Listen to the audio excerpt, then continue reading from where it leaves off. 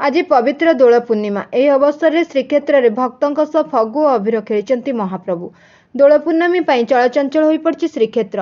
ଦୋଳବେଦୀରେ ଦୋଳ ଠାକୁର, ଦୋଳ ଗୋବିନ୍ଦ, ଭୂଦେବୀ ଓ ଶ୍ରୀଦେବୀଙ୍କ ସମସ୍ତ ନୀତି ସମ୍ପନ୍ନ ହୋଇଛି।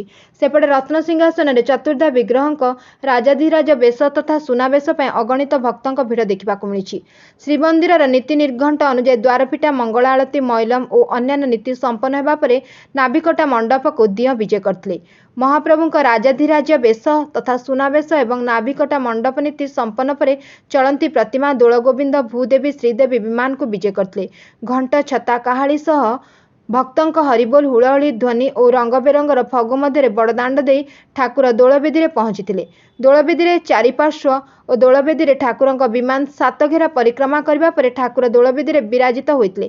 ହଜାର ହଜାର ଭକ୍ତ ଶ୍ରଦ୍ଧାଳୁ ମହାପ୍ରଭୁଙ୍କ ବିମାନ ଆଗରେ ଏବଂ ପରିକ୍ରମା ସମୟରେ ଫଗୁ ଛିଞ୍ଚି ଛିଞ୍ଚି ଆତ୍ମବିଭୋର ହୋଇପଡ଼ିଥିଲେ।